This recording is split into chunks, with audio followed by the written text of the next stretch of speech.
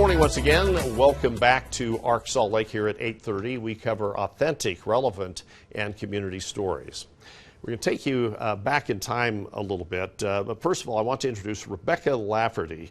She has a story to tell in her new book, The Lafferty Girl, Surviving Trauma, Abuse, and My Father's Crimes.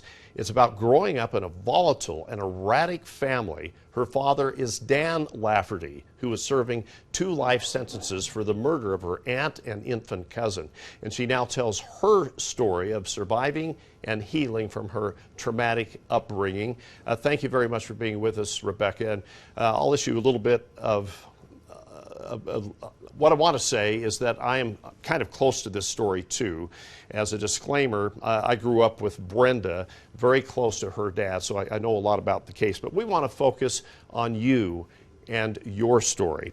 Let's go back to your childhood. Your father, Dan, was very controlling, erratic, fanatical, and there was abuse in your home too. So could you describe that for us?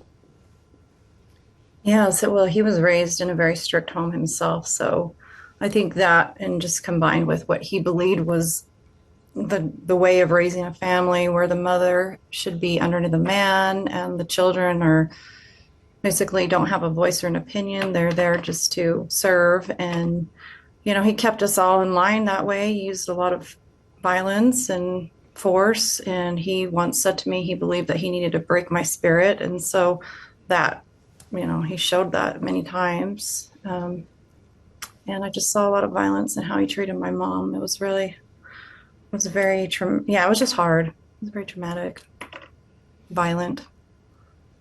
And you were, I think about 7 years old when that crime occurred. So what happened around you during that time? That was a really confusing time for me because my parents had separated shortly before that happened. And I just remember the day before my dad showing up at the little house that we lived in. And I wasn't sure, what did this mean? Were things going to go back to the way they were? We were starting to have a little bit of peace. Mom was, creating a little safe haven for us. And, it was a very quick visit. He came and then she made him lunch and sent him on his way, but I didn't know any details. She was very quiet about all of it. And then it was the next morning, I remember the police knocking on our door and us being escorted into a police car and taken somewhere safe. I think this is because they hadn't found where my father and Ron were at this time. So they were just trying to keep us safe. But it was a very confusing time for me. Yeah, very young. You didn't really understand everything. And I guess you didn't really start going to school until you were 8. And when you went to school, you described bullying, and your life was anything but getting back to normal at that point, right? Yeah, my mom tried to change our last name, but we lived in a small town. Everybody knew who we were anyways. And there were kids, a few of them that would make comments. And I just remember that feeling of hotness coming over me, oh, I feel so exposed. And, there's something really wrong with me and my family, and which was just shame, I guess, is the word you can put to it. And you were truly a victim of all of this. And what did you do to climb your way out of this deep, dark hole you were in?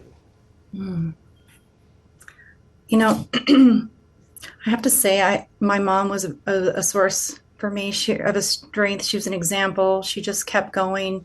She seemed to have this inner strength that I didn't know where it came from.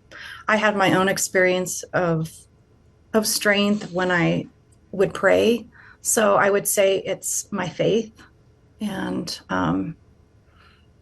leaning on my source that gives me the strength and the grace to get through all these experiences. Now, you talk with your dad, Dan Lafferty, quite a bit from prison now. I guess you talk with him on the phone almost on a weekly basis, is that right? Yes, phone calls. What does he tell you? Well, let me ask this question. Have you forgiven him? Oh, absolutely. I mean, I forgive him for the father he was. I forgive I forgive him because I understand he lives in a place of distortion, and so therefore I have compassion. And I don't fully understand everything about him, but I know that deep down he has just some distortions. And he's my dad. I mean, I just love him. Has he expressed remorse to you through the crime or what he did to you? For what he's done to me, I wouldn't say the crime specifically because he still holds very strongly that he is a prophet and that he has a calling. I think if he were to have to look at that, he would just come undone. Like that's his whole identity. So he's not ready to really face that. So he still, it kind of sounds like he still has those same beliefs as back all those many years ago, right? Yes. So I guess in order to complete your life, you've had to forgive him. And in your conversations with him, without being too personal, I guess, what do you guys talk about? He will ask a little bit about the family, what's going on, but it very, very quickly goes back to him just almost like he's convincing himself, like this mantra he has to continually repeat about what he believes, goes into his beliefs. And, in my last conversation, I was just like, yeah, well, that's great, Dad, but I don't believe that. And that was the first time I actually spoke up and said something like, okay, I'm allowing you to have your belief, but I don't believe that. And by me not saying anything, I feel like I'm just going along and agreeing with you, and I just don't. Okay, and one final question here, I guess. After all these years, you are the happiest that you've ever been. You have your own family. I guess you wrote this book as maybe part of your therapy of coming to terms. But describe to me your life now and the happiness you felt. Well, it was definitely facing all those raw moments through the writing, and then getting to a place where I wanted to tell my story from a place of hope and not just the pain, and the compassion and the love that I felt for myself, for my family, for Brenda, and anyone that reads this book that may be carrying hidden pain. That's what gives me the courage and the strength to keep going forward. Yeah, and I guess anyone who's kind of gone through similar things that you've been through can certainly gain a lot from your story. And Rebecca, thanks so much for being with us. I wish you the very best and appreciate what you've done, your bravery to write this book and help others through it. Thank you. Yeah. Thank you. Okay, take care. Take care. That's Rebecca Lafferty, and you can check out her book and